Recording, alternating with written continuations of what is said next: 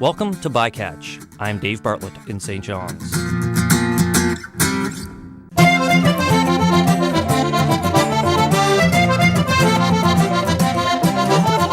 Today on the show, I'll talk to an American photographer, and not just any photographer, but one who uses a stereo camera to produce 3D images. His name is Chuck Holzner, and he's my guest today on Bycatch.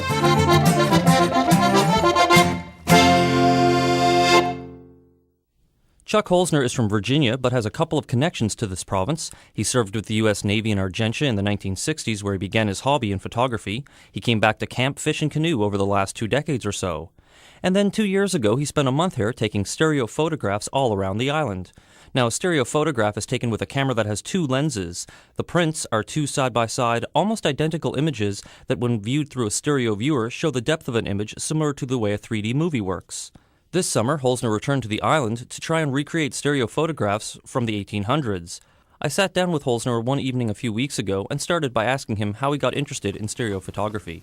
I worked for a company at one time that would take pictures from an airplane in sequence as the plane flew over, take 2 of those pictures and put them on the machine. They could look at the 2 pictures simultaneously, and by adjusting the machine, they could figure the altitude of any point on those 2 pictures and make topographical maps from it. That was my introduction to the 3D. I was amazed at how neat it looked to see the depth, and of course that machine accented the depth. It made things look extremely tall that were tall.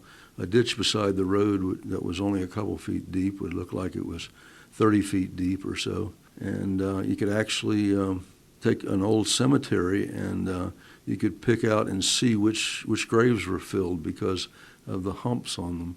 And that was done with pictures taken at roughly 10,000 feet. Later, I happened to be commuting from Virginia to Connecticut on weekends. One weekend, I had to stay up there, and on Sunday, I went out to a flea market and found a stereo camera there and had never seen one before. So I bought it. It was cheap enough, and that got me started into stereo photography. I kind of got Newfoundland in my blood here. That one picture I took out of Kitty Vitty, which was a reproduction, I reproduced a view that had been taken, I don't know how many years ago, probably in the 1800s, late 1800s is my guess right now. Over the 2-year period, I'd been looking for more Newfoundland views, and I was able to locate actual views I could buy. I think I now have 5 of them. And I was also able to locate some on the web that I could copy on my computer, although they weren't of high quality. I thought I'd like to go back and copy as many of those as I could. It's kind of, it's a treasure hunt thing, you know. It's can I find this? The descriptions on those didn't really say where they were. And the one in Kitty Vitty said a fishing village near St. John's.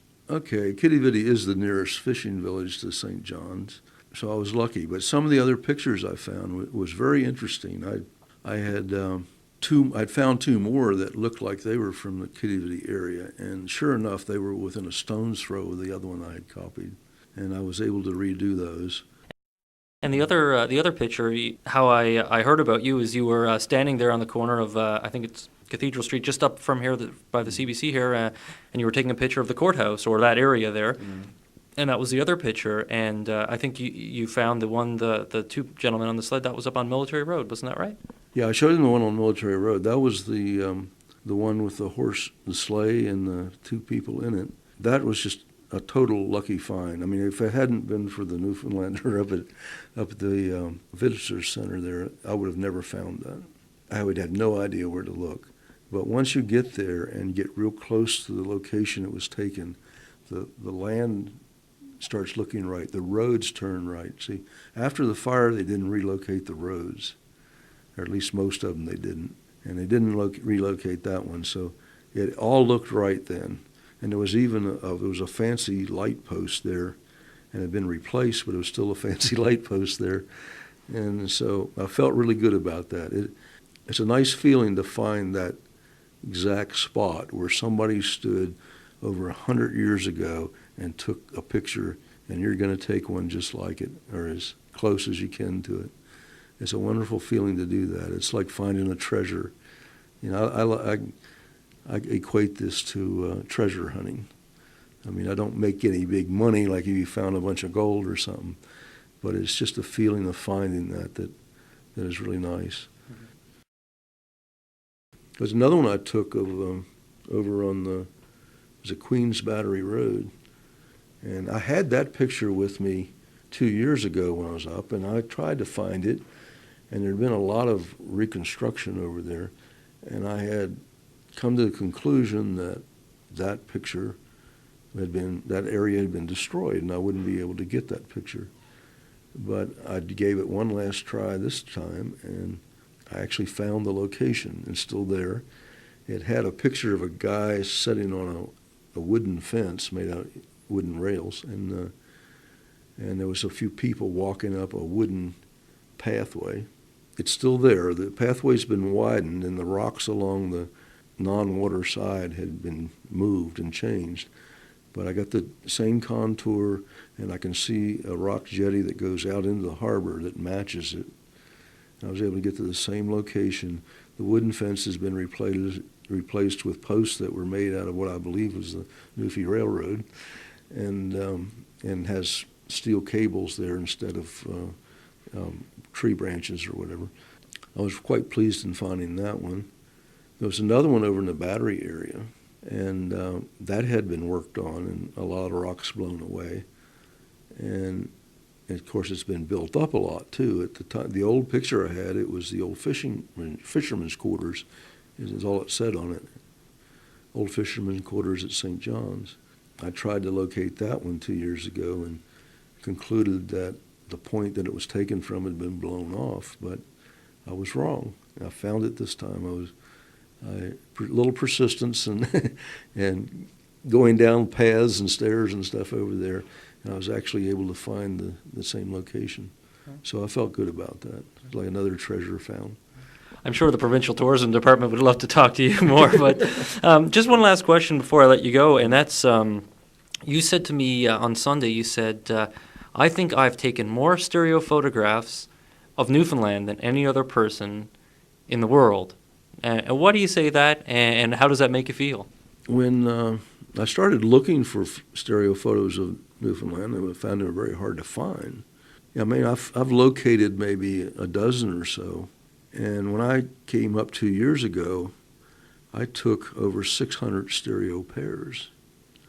I only put 40 of them in the book because it just gets thicker and thicker.